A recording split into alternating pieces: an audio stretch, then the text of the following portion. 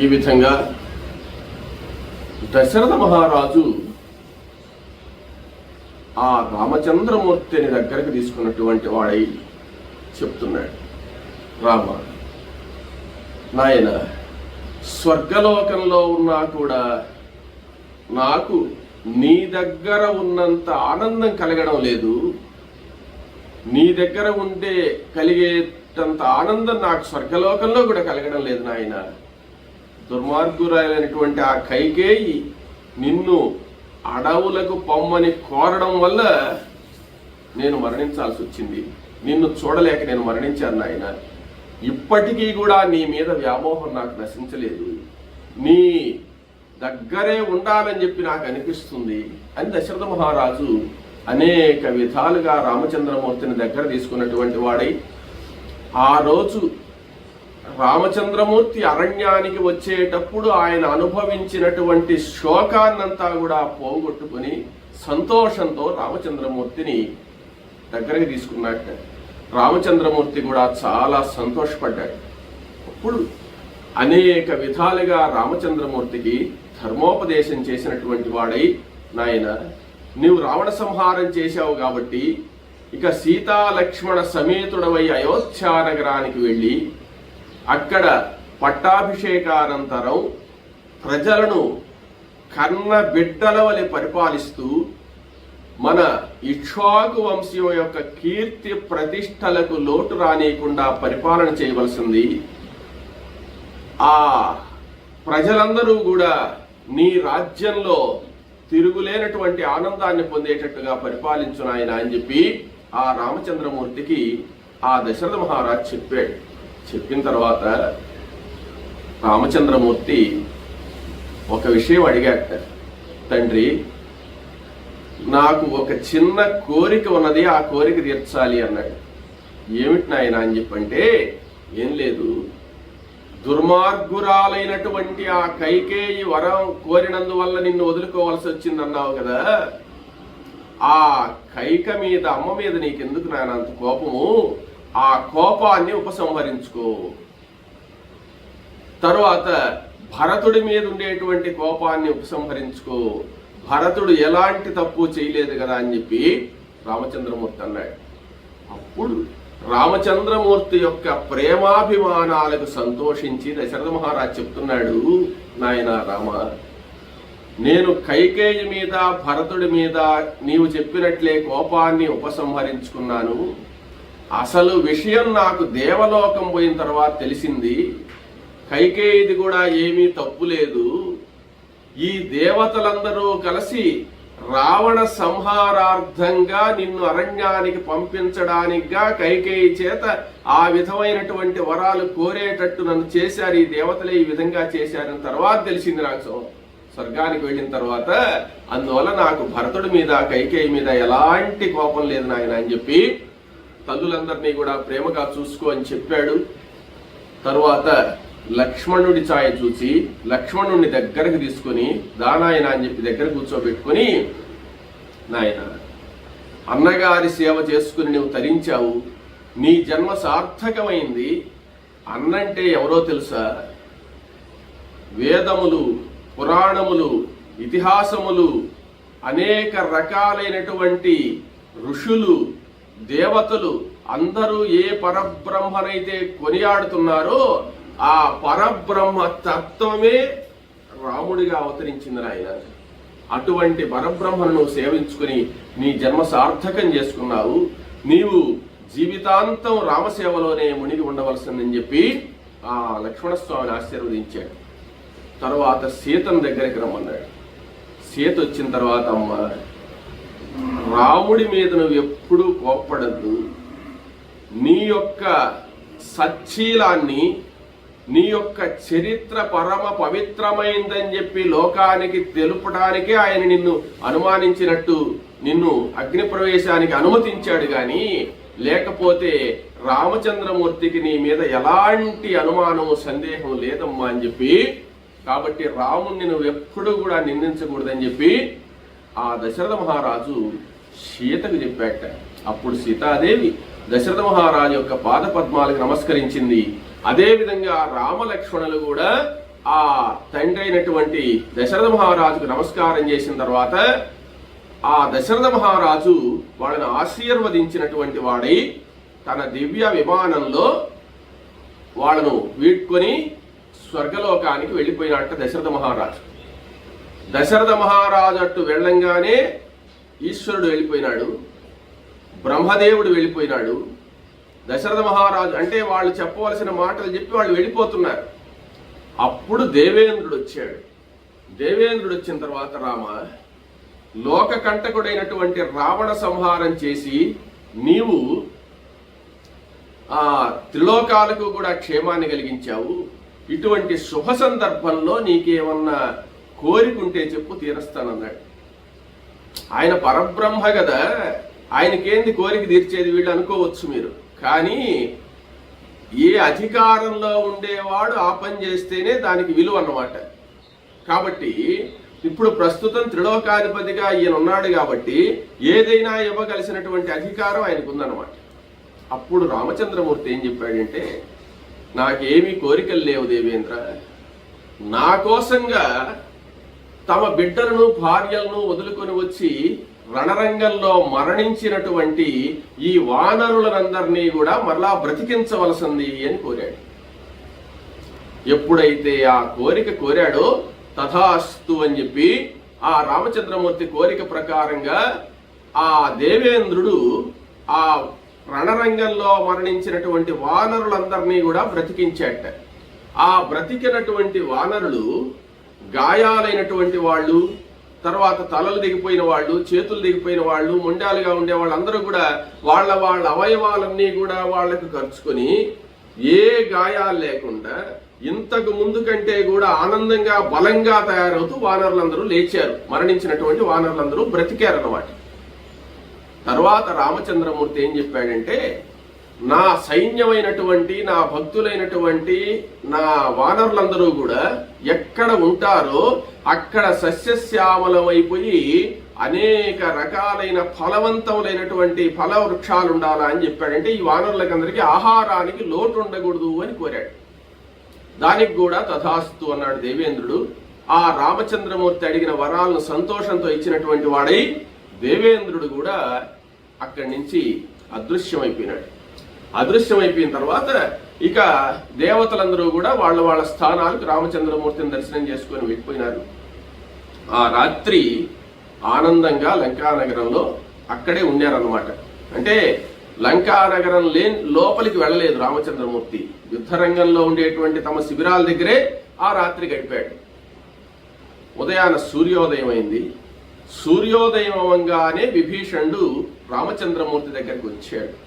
రామచంద్రమూర్తి దగ్గరికి వస్తే అప్పుడు రామచంద్రమూర్తి విభీషణుడిని అడిగాట, విభీషణ, ఇక నేను త్వరగా అయోధ్య నగరానికి బయలుదేరాలి అన్నాడు. బయలుదేరాలి అన్నప్పుడు విభీషణుల వారు ఏం చెప్పాడంటే, రామ, ఇంత దూరం వచ్చావు కదా, యుద్ధం అయిపోయింది కదా, ప్రశాంతం అయిపోయినావు కాబట్టి మా ఆతిథ్యాన్ని స్వీకరించి మా గృహానికి విచ్చేసి స్నాన సంధ్యాత్యనుష్ఠానాలన్నీ కూడా చేసుకుని దివ్యమాల్యాంబరాలు ధరించి నీవు మేము ఇచ్చినటువంటి ఆతిథ్యాన్ని స్వీకరించవలసింది అని అడిగాడు. ఇప్పుడు రాములు వారు, ఆయన విభీషణ, నీవు అడిగిన దానికి నేను చాలా సంతోషించాను, కానీ నేను ఇప్పుడు ఆతిథ్యం స్వీకరించేటువంటి పరిస్థితుల్లో లేను. నా తమ్ముడైనటువంటి భరతుణ్ణి చూడాలి. 14 సంవత్సరాలైన తర్వాత తక్షణమే నువ్వు నాకు కనపడకపోతే నేను అగ్ని ప్రవేశం చేస్తానని చెప్పున్నాడు నా తమ్ముడు. వెంటనే నేను బయలుదేరి హుటాహుటిగా అయోధ్య నగరానికి వెళ్ళాలి. నా తమ్ముడిని చూడాలనిపిస్తుంది, మా తల్లుల్ని చూడాలనిపిస్తుంది, నా రాజ్యాన్ని చూడాలనిపిస్తుంది అని చెప్పి అన్నాడు రామచంద్రమూర్తి. అప్పుడు విభీషణుడు ఏం చెప్పాడంటే, సరే అలాగైతే అతి వేగంగా పోగలిగినటువంటి ఒక్క రోజులోనే అయోధ్య చేరేటువంటి ప్రయత్నం నేను చేస్తాను. మన దగ్గర పుష్పక విమానం ఉన్నది కదా, అది కుబేరుడిది. ఇప్పుడు నిన్ను దర్శనం చేసుకుని పోవడానికి లోకపాలకులందరూ వచ్చినప్పుడు కుబేరుడు కూడా వచ్చాడు కదా, ఆ కుబేరుడు వచ్చినా కూడా ఆయనకి నేను పుష్పక విమానం ఇవ్వలేదు. ఎందుకంటే ఆ పుష్పక విమానంలో మీరు ప్రయాణం చేసిన తర్వాత కుబేరుడికి పంపిస్తాంలే అనుకుంటున్నాను నేను. కాబట్టి ఈ పుష్పక విమానంలో మీరు బయలుదేరి అయోధ్యకు పోవచ్చు అని చెప్పి అన్నాడు.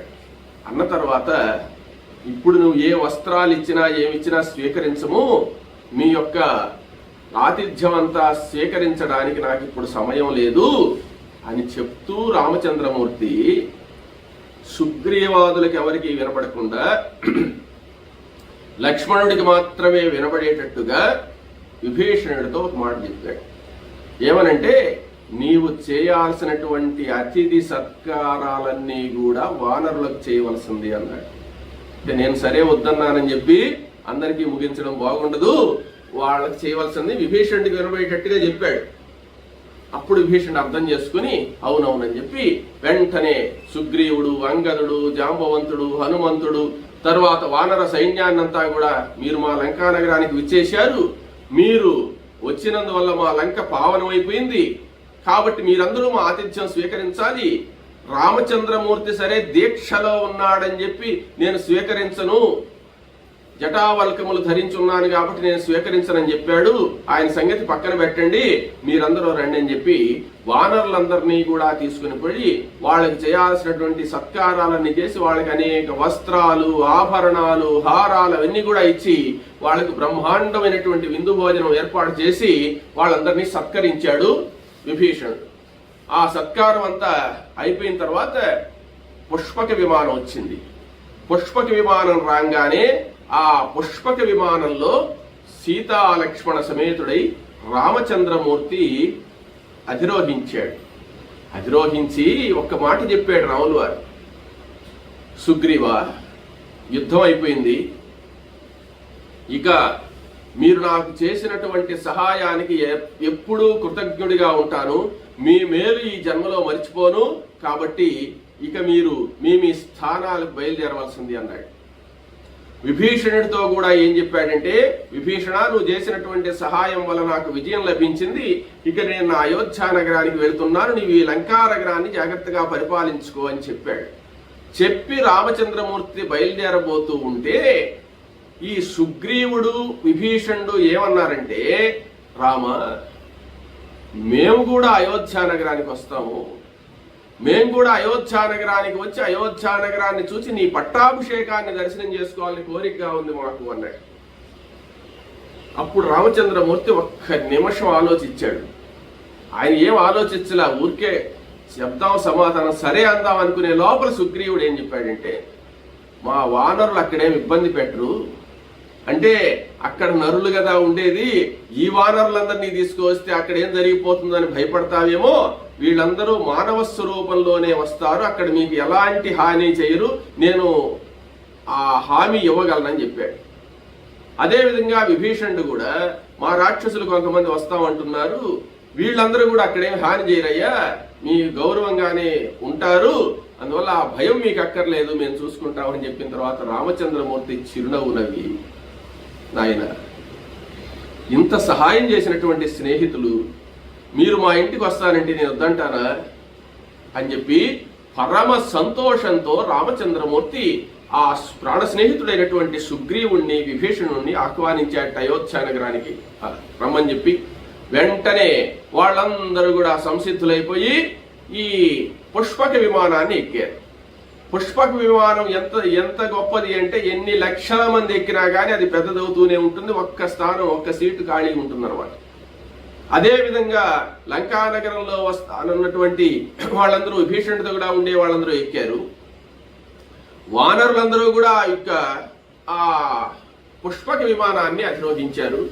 ఆనందంగా ఆ పుష్పక విమానం ఆ లంకా నగరం దగ్గర నుంచి అలా ఆకాశంలోకి లేచి అయోధ్య నగరం వైపు బయలుదేరింది. ఎప్పుడైతే పుష్పక విమానం బయలుదేరిందో ఆ పుష్పక విమానంలో తన అంకసీమలో తన ఒళ్ళో కూర్చోబెట్టుకోనున్నాడు సీతాదేవిని రామచంద్రమూర్తి. లక్ష్మణస్వామి కొంచెం దూరంగా కూర్చోనున్నాడు. ఆకాశ మార్గంలో పుష్పక విమానం బయలుదేరిన తర్వాత ఆ రామచంద్రమూర్తి సీతాదేవికి ఆ క్రింద వైపు చూపించి ఆ ప్రాంతాలన్నీ చూపిస్తున్నాడు. సీత, ఈ రణరంగంలోనే ఇక్కడే నేను రావణాసురుని చంపాను, ఇదిగో ఈ స్థానంలో కుంభకర్ణుని సంహరించాను, ఇదిగో ఇక్కడ ఇంద్రజిత్తు నికుంభిలా యాగం చేసినటువంటి చోటు, ఇక్కడ ఇంద్రజిత్తును లక్ష్మణుడు సంహరించాడు చూసావా అని చెప్పి ఇక ఆ రాక్షసులు సంహరింపబడినటువంటి చోట్లన్నీ చూపించుకుంటూ పోతూ అక్కడ సేతువు చూపించాడు. ఇదిగో 5 రోజుల్లో మన వానరులందరూ కూడా ఈ సముద్రం మీద సేతువు నిర్మించాడు చూడు సీత. అంటే మనం లంకా నగరం నుంచి వెనక్కి వెళ్ళిపోతున్నాం. వెనక్కి వెళ్ళిపోయేటప్పుడు సీతకు అవన్నీ చూపిస్తున్నాడు అనమాట. సేతువు దర్శించుకుంది. సేతువు చూసిన తర్వాత ఇక్కడే నేను మహాదేవుణ్ణి ప్రార్థించాను. మహాదేవుడు అంటే సముద్రుడు. సముద్రుని ప్రార్థిస్తే ఆయన అనుగ్రహంతో నేను ఈ సేతువును నిర్మించగలిశాను. ఇక్కడే ఈ సేతువును నిర్మించే ముందే విభీషణుడు ఈ స్థలంలోనే నాకు వచ్చి శరణాగతి వేగాడు అని చెప్పాడు. తర్వాత ఇక్కడి నుంచి నేరుగా ఆ ప్రాంతాలన్నీ చూపించుకుంటూ ఈ ప్రాంతాలన్నీ కూడా ఆంజనేయ స్వామి వాళ్ళు నిన్ను అన్వేషించారు సీత అనుకుంటూ పోతూ ఉంటే కిష్కిందా నగరం వచ్చింది. ఇది కిష్కిందా నగరము. ఈ కిష్కిందా నగరంలోనే సుగ్రీవుడు పరిపాలన చేసేది. ఇదిగో ఈ ప్రాంతంలోనే వారిని నేను సంహరించాను, ఈ ప్రాంతంలోనే 7 సాలములను నేను భేదించాను అని చెప్తూ ఉంటే ఇప్పుడు సీత రామచంద్రమూర్తి ఛాయ చూచి, రామ, ఆ సుగ్రీవుడు వాళ్ళ యొక్క భార్యలు ఉన్నారు కదా, ఆ కిష్కిందా నగరంలో ఉండేటువంటి స్త్రీలందరినీ కూడా నేను చూడాలని చెప్పి నా కోరికగా ఉంది. వాళ్ళను కూడా మన అయోధ్య నగరానికి తీసుకోపోదాము అని సీత అడిగిందనమాట. అప్పుడు వెంటనే రామచంద్రమూర్తి ఆ పుష్పక విమానాన్ని కిష్కిందా నగరం దగ్గర దిగమన్నాడు. మనస్సంకల్పంతోనే ఆ యొక్క పుష్పక విమానం పనిచేస్తుంటుంది. ఆ పుష్పక విమానం క్రిందకి దిగంగానే సుగ్రీవుడితో ఏం చెప్పాడంటే, సుగ్రీవ, వేగంగా వెళ్లి మన యొక్క అంతఃపుర కాంతలందరినీ కూడా ప్రయాణం చేసి తీసుకుని రావాల్సింది, అందరూ కూడా అయోధ్యకు రావాలి అన్నాడు. వెంటనే సుగ్రీవుడు ఆ విమానాన్ని దిగినటువంటి వాడై కిష్కిందా నగరంలోకి వెళ్లి తన భార్య అయినటువంటి ఆ రుమతో, తారతో ఏం చెప్పాడంటే, వెంటనే మీరందరూ కూడా సిద్ధంగా అండి, సీతారాములు వచ్చి ఉన్నారు, మనందరం అయోధ్య నగరానికి పోవాలి అన్నాడు. వాళ్ళు వెంటనే త్వరగా తయారైపోయినారు. సిద్ధమైపోయి ఆ అంతఃపుర స్త్రీలందరూ కూడా, కిష్కిందా నగరంలో ఉండే స్త్రీలందరూ కూడా వచ్చి విమానాన్ని ఎక్కేశారు. విమానాన్ని ఎక్కి ఆ సీతాదేవిని దర్శనం చేసుకున్నటువంటి వాళ్ళై ఆ సీతాదేవితో మాట్లాడుతూ ఉంటే సీత ఎంతో సంతోషంగా వృత్తాంతాలన్నీ కూడా చెప్తూ ఉంటే వాళ్ళు తార, రుమ, సీత వీళ్ళందరూ కూడా మాట్లాడుకుంటూ ఉండగా మరలా ఆ విమానం బయలుదేరి నేరుగా వస్తూ ఉండగా సీతకు మరలా రామచంద్రమూర్తి చూపిస్తున్నాడు. సీత, అదే ఋష్యమూక పర్వతము. ఆ ఋష్యమూక పర్వతం మీదనే సుగ్రీవుడు నేను స్నేహితం చేసుకున్నాము, అగ్నిసాక్షిగా స్నేహితం చేసుకున్నాను సీత. అదుగో ఆ పంపా సరస్సు చూడు. ఆ పంపా సరస్సును చూసి దాంట్లో ఉండేటువంటి ఆ కమలాలను, ఆ శోభను, ఆ హంసలు, కారండవాలను చూసి నీ కోసం నేను ఎంతో దుఃఖించాను సీత. అదుగో శబరి ఆశ్రమము. శబరిని ఇక్కడే నేను చూశాను. శబరి ఇక్కడే మోక్షాన్ని పొందింది. తర్వాత ఇదిగో సీత, కబంధుడు ఆ మమ్మల్నిద్దరినీ కూడా బంధించినటువంటి చోటు, ఇక్కడే ఆ కబంధుడిని నేను సంహరించాను అంటుంటే ఆ విమానం అలా వచ్చేస్తూ ఉంది. సీత, ఇదే జటాయు మరణించినటువంటి చోటు. నీ కోసం యుద్ధం చేసి జటాయు మరణిస్తే దహన సంస్కారాలు నేను చేశాను సీత ఇక్కడ. సీత, అదుగో పర్ణశాల, ఇక్కడే రావణుడు నిన్ను అపహరించినటువంటి చోటు అని చెప్పి అన్నాడు. తర్వాత సీత, ఇదిగో ఎంత వేగంగా వెళుతుందో చూడు ఈ విమానము. అప్పుడే అగస్త్యాశ్రమం వచ్చేసింది. అగస్త్యాశ్రమము, సుతీష్ణాశ్రమము, శరభంగాశ్రమము ఇవన్నీ దర్శించు సీత అంటున్నాడు. వేగంగా విమానం వస్తుంది. అవన్నీ చూస్తూ ఋష్యమూక పర్వతం మొదలైనటువంటివి ఉన్నాయి చూసేసి చిత్రకూట పర్వతం దగ్గరికి వచ్చేసారు. సీత, అదిగో మనం చిత్రకూట పర్వతం దగ్గరికి వచ్చాము. ఇక్కడే ఈ పర్వతం దగ్గరికే భరతుడు వచ్చి మనవలను అయోధ్యకు రమ్మని ప్రార్థించినటువంటి చోటు, ఇక్కడే నేను పాదుకులు ఇచ్చినటువంటి ప్రాంతం అని చెప్పి చూపించాడు. తర్వాత ఆ చిత్రకూట పర్వతాన్ని దాటి భరద్వాజాశ్రమం దగ్గరికి వచ్చారు. భరద్వాజాశ్రమం దగ్గరికి వచ్చిన తర్వాత ఆ భరద్వాజాశ్రమాన్ని చూసి అక్కడ పుష్పక విమానాన్ని క్రిందకు దిగమని చెప్పి ఆదేశించాడు రామచంద్రమూర్తి.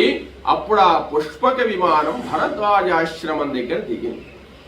భరద్వాజాశ్రమం దగ్గర దిగిన తర్వాత రామచంద్రమూర్తి విమానంలో నుంచి దిగినటువంటి వాడై సీత, రాముడు, లక్ష్మణుడు, సుగ్రీవుడు, విభీషణుడు వీళ్ళందరూ కూడా విమానంలో నుంచి దిగారు.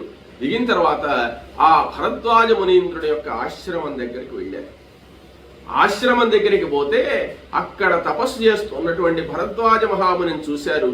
ఆ భరద్వాజ మహామునికి నమస్కారం చేసిన తర్వాత భరద్వాజ మహర్షి వాళ్ళను సాదరంగా ఆహ్వానించి వాళ్ళకి ఉచితాసనాలు ఇచ్చాడు.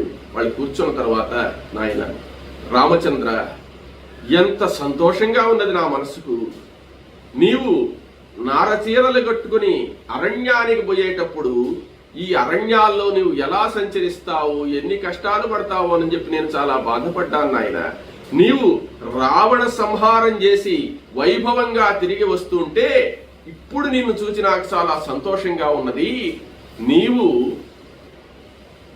ఆ పర్ణశాలలో నివసించడం, రావణుడు సీతను అపహరించడం, సుగ్రీవ స్నేహము, సేతుబంధనము, రావణ వధ, ఇవన్నీ కూడా నేను దివ్య దృష్టితో చూశాను నాయన. అన్నీ నాకు తెలుసు. అదేవిధంగా నీ పాద పద్మాలను ఆశ్రయించి నీ పాదుకల్నే పూజ చేస్తూ రాజ్య పరిపాలన చేసేటువంటి భరతుడి విషయం కూడా నాకు తెలుసు. భరతుడు ఈ 14 సంవత్సరాల నుంచి నిత్యోపవాసాలతో నీ నామాన్నే స్మరిస్తూ నీ పేరు మీదుగా నందిగ్రామంలో ఉంటూ రాజ్య పరిపాలన చేస్తున్నాడు నాయన.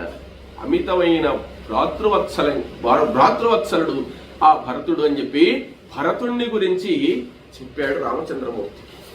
అప్పుడు ఆ రామచంద్రమూర్తి చాలా సంతోషపడి భరతుడి మాటలు వినంగానే కళ్ళనీళ్ళు వచ్చాయట రామచంద్రమూర్తికి. అప్పుడు భరద్వాజుడు ఏం చెప్పాడంటే, నాయన ఈరోజు చైత్ర శుద్ధ పంచమి, నీవు బయలుదేరినటువంటి అరణ్యవాసానికి బయలుదేరినటువంటి 14 సంవత్సరాలు పూర్తయిపోయినాయి. ఈ రోజు రాత్రి ఇక్కడ ఉండి రేపు ఉదయాన్నే నువ్వు బయలుదేరవలసింది అని చెప్పి ఆ భరద్వాజ మహర్షి చెప్పాడు. చెప్పిన తర్వాత ఈ రోజు మా ఆతిథ్యాన్ని స్వీకరించవలసింది అన్నాడు. అనిన తర్వాత అప్పుడు రామచంద్రమూర్తి సరేనని చెప్పి ఆ వానరులందరినీ కూడా భరద్వాజ మహర్షికి చూపించి, ఇన్ని కోట్ల మంది వానరులు వచ్చున్నారు మహర్షి, వీళ్ళకి మీరు ఏం చేయాలంటే నాకు వరాన్ని ఇవ్వాలి. మీరు ఈ ఆశ్రమం దగ్గర నుంచి అయోధ్యానగరం వరకు ఉండేటువంటి సకల అరణ్యంలో ఉండేటువంటి సకల వృక్షాలు కూడా ఫలవంతములైపోవాలి, వీళ్ళకి ఆహారానికి లోటు లేకుండా చేయవలసింది అని చెప్పిన తర్వాత అప్పుడు భరద్వాజ మహర్షి ఒక్క క్షణం కళ్ళు మూసుకున్నటువంటి వాడై అలాగే నాయన అన్నాడు. అంతే, భరద్వాజాశ్రమం దగ్గర నుంచి అయోధ్యానగరం వరకు ఉండేటువంటి అటవీ ప్రాంతాలన్నీ కూడా ఫల పుష్పాలతో నిండిపోయినాయి. ఎన్ని పండ్లు కోసుకో తిన్నా అయిపోయేటట్లేవు. అవన్నీ కూడా చూసినటువంటి వాళ్ళ ఈ వానరులు ఇంకా విమానంలో ఎక్కడ అవసరం లేదు, మనం ఇక్కడి నుంచి అందరం నడిచిపోవచ్చు అయోధ్యానగరానికి అని చెప్పి ఆ అరణ్యంలో ఉండేటువంటి ఫల పుష్పాలన్నీ కూడా అనుభవిస్తున్నారు. ఆ విమానం దిగక ముందే వాళ్ళ పైనుంచే ఈ అయోధ్యానగరాన్ని చూస్తున్నారన్నమాట. అయోధ్యానగరాన్ని చూపించాడు రామచంద్రమూర్తి. కాబట్టి అయోధ్యానగరానికి మార్గం తెలుసు కాబట్టి వీళ్ళందరూ కూడా ఆ ఫలాలన్నీ కూడా తింటూ భరద్వాజుని యొక్క విందు కాబట్టి స్వీకరిస్తూ ఉన్నారు. ఇంతలో రామచంద్రమూర్తి ఆంజనేయ స్వామిని పిలిచి, ఆంజనేయ, నీవు వెంటనే బయలుదేరి గుహుని వద్దకు వెళ్ళి గుహునికి సమాచారం చెప్పి అక్కడి నుంచి నందిగ్రామానికి పోవలసింది. నందిగ్రామానికి వెళ్ళి భరతుడికి జరిగిన వృత్తాంతమంతా చెప్పు. భరతుని యొక్క వృత్తాంతమంతా చెప్పిన తర్వాత భరతుడి యొక్క ముఖ కవళికలు ఎలా ఉన్నాయో గ్రహించు. అంటే 14 సంవత్సరాల నుంచి రాజ్యాన్ని అనుభవించినటువంటి వాడికి ఈ రోజు రాముడు వస్తున్నాడు, రాజ్యం అంతా రాముడి స్వాధీనం అవుతుందేమో అనేటువంటి యొక్క ఆందోళన ఉండొచ్చు, ఆ రాజ్యం మీద ఉండే మమకారం పెరిగి ఉండొచ్చు, మనసు మారి ఉండవచ్చు. అటువంటి వాతావరణం ఏమన్నా నీకు గాని కనపడితే నేను అయోధ్యకు వచ్చే లోపల నువ్వు నాకు ఎదురొచ్చి భరతుడు కొంచెం మార్పుగా ఉన్నాడనే విషయాన్ని నాకు చెప్తే నేను ఇక్కడి నుంచి వెనక్కి వెళ్ళిపోయి నేను అడవుల్లోనే నివసిస్తాను, రాజ్యాన్ని భరతుడికి ఇచ్చేస్తాను ఆయన అన్నాడు. ఒకవేళ భరతుడిలో అటువంటి మార్పు కనపడకపోతే నువ్వు రావాల్సిన అవసరం లేదు, నువ్వు రాలేదు అంటే భరతుడు నా కోసం ఎదురు చూస్తున్నాడని అర్థం అన్నమాట. ఆ విషయం ముందుగా తెలుసుకోవాలి అని చెప్పి రామచంద్రమూర్తి ఎంత జాగ్రత్తగా చేస్తున్నాడో చూడండి. ఆంజనేయ స్వామిని పంపించాడు. ఆంజనేయ స్వామి సెలవు తీసుకుని మనుష్య రూపాన్ని ధరించాడు. వానర రూపంతో రాలేదు భరతుడి దగ్గరికి. మనుష్య రూపాన్ని ధరించి ఆకాశ మార్గంలో బయలుదేరి గుహుడి వద్దకు వచ్చాడు. ఆ గుహుడి వద్దకు వచ్చి గంగా తీరంలో గుహుడితో మాట్లాడి గుహుడికి విషయం అంతా చెప్పి రామచంద్రమూర్తి భరద్వాజ ఆశ్రమంలో ఉన్నాడనే విషయాన్ని చెప్పి నేను భరతుడి దగ్గరికి వెళ్తున్నానని నందిగ్రామానికి బయలుదేరాడు. నందిగ్రామానికి బయలుదేరి ఆంజనేయ స్వామి వచ్చేటోటికి ఏం జరుగుతుందయ్యా అక్కడ అంటే, ఆ భరతుడు మంత్రులందరినీ సమావేశపరుచున్నాడు. మంత్రులకు ఏదో విషయాన్ని చెప్తూ ఉన్నాడు. దూరం నుంచి ఆంజనేయ స్వామి, మనుష్య రూపంలో ఉండేటువంటి ఆంజనేయ స్వామి ఒక్కసారి భరతుడిని దర్శనం చేసుకున్నాడు. భరతుడిని చూడంగానే ఈయనే భరతుడు అని కనుక్కున్నాడు. ఏమంటే జడలు ధరించున్నాడు, సాక్షాత్తు రామచంద్రమూర్తి మాదిరే ఉన్నాడు. భరతుడు రాముడు ఒకే విధంగా ఉంటారన్నమాట. భరతుడి నీలమేఘశ్యాముడి మాదిరి ఆ రామచంద్రమూర్తి నీలమేఘశ్యాముడిగా ఎలా ఉన్నాడో భరతుడు కూడా అలాగే ఉన్నాడు. జడలు ధరించున్నాడు, నార వస్త్రాలు కట్టుకుని ఉన్నాడు. ఆ ముఖం చంద్రబింబం మాదిరి ప్రకాశిస్తూ ఉన్నది. ఆజానుబాహుడు, అరవిందదళాయితాక్షుడు, రాముడా భరతుడా అని తెలుసుకోలేనంత విధంగా ప్రకాశిస్తున్నాడు ఆ యొక్క భరతుడు. ఆ భరతుడు ఆ విధంగా ఆ జట వల్కములు ధరించి ఉంటే ఆయనను సేవించేటువంటి మంత్రులందరూ కూడా కాషాయాంబరాలు, కాషాయ వస్త్రాలు కట్టుకొని ఉన్నారు. అయితే భరతుడు ఆ విధంగా నారచీరలు కట్టుకుంటే వీళ్ళు కాషాయ వస్త్రాలు దేనికి కట్టుకున్నారు అంటావేమో. భరతుడే ఇటువంటి వస్త్రాలు, దివ్యాంబరాలు ధరించినప్పుడు మనం ఎలా ధరిస్తాం, రాజు ధరించకపోతే అని చెప్పి వాళ్ళు కూడా కాషాయ వస్త్రాల్లోనే ఉన్నారట మంత్రులందరూ కూడా. అప్పుడు ఆ మంత్రిమండలి సమావేశంలో ఉండేటువంటి భరతుణ్ణి దర్శనం చేసుకుని ఆ రామచంద్రమూర్తి బొంటైనటువంటి ఆంజనేయ స్వామి ఎదురుగా వచ్చాడు. వచ్చి ఆ భరతుడికి నమస్కారం చేశాడు. భరతుడికి నమస్కారం చేసి, మహారాజా భరత, సీతాలక్ష్మణ సమేతుడై రాముడు బయలుదేరి వస్తున్నాడు. భరద్వాజాశ్రమం దగ్గరికి వచ్చి ఉన్నాడు. ఇక అయోధ్యకి వస్తున్నాడు, త్వరలో వస్తాడు ఇక్కడికి. మీ వద్దకు రామదర్శనం మీకు అవుతుంది అనగానే ఆనంద బాష్పాలతో ఆ భరతుడు ఒళ్ళు తెలియనటువంటి ఆనందంతో స్పృహ తెప్పినట్టు పడిపోయినట్టు. కాసేపు ఆనందం పట్లే, కాసేపటికి స్పృహ తెచ్చుకొని నేరుగా వచ్చి ఆంజనేయ స్వామిని కౌగిలించుకున్నాడు. ఆంజనేయ స్వామి ఆయన తెలియదు, ఒక మనిషి వచ్చి చెప్పాడు అనమాట. ఆ మానవాకారంలో ఉండేటువంటి ఆంజనేయ స్వామిని కౌగిలించుకున్న ఆయన, నీవెవరో నాకు తెలియదు, ఎంత మంచి వార్త చెప్పావు, ఇంత శుభవార్త చెప్పిన దానికి నేను నీకు ఏమి ఇవ్వగలనని చెప్పి 1,00,000 గోవులు, 1,00,000 గుర్రాలు, అనేక మంది దాసీజనాన్ని నీకు ఇచ్చేస్తున్నాను, తీసుకో ఈ శుభవార్త చెప్పిన దానికి అని చెప్పి అన్నాడు. అని గట్టిగా కౌగిలించుకున్నాడు. కౌగిలించుకొని దుఃఖిస్తున్నట్టు రాముడి మాట వినంగానే భరతుడు, ఇప్పుడు ఆ ఆంజనేయ స్వామి రామచంద్రమూర్తి మీద భరతుడికి ఉండేటువంటి మమకారాన్ని చూసి, అప్పుడు నేను ఆంజనేయుణ్ణి, నేను అంజనాదేవి యొక్క కుమారుణ్ణి, వాయుపుత్రుణ్ణి, కేసరి తనయుణ్ణి అని చెప్పి ప్రారంభించి ఆ ఆంజనేయ స్వామి అని చెప్పి ఎప్పుడు తెలుసుకున్నాడో, రామచంద్రమూర్తి కథ మొత్తం నాకు చెప్పు నాయన అని చెప్పి ఆ భరతుడు అడిగి ఒక ఉచితాసనం మీద కూర్చోమన్నాడు ఆంజనేయ స్వామి. అప్పుడు ఆంజనేయ స్వామి అక్కడ కూర్చునేదంతా సింహాసనాల మీద కూర్చోవడం లేదు, అందరూ కింద ఆసనాలు పరుచుకొని కూర్చోన్నారు అనమాట. ఆంజనేయ స్వామి కూడా అలాగే కూర్చున్నాడు, భరతుడు కూడా అలాగే కూర్చున్నాడు. అప్పుడు ఆ ఆంజనేయ స్వామి భరతుడికి చెప్పాట, ఏమంటే మహారాజా భరత, రామచంద్రమూర్తి అరణ్యానికి బయలుదేరిన విషయం నీకు తెలుసు.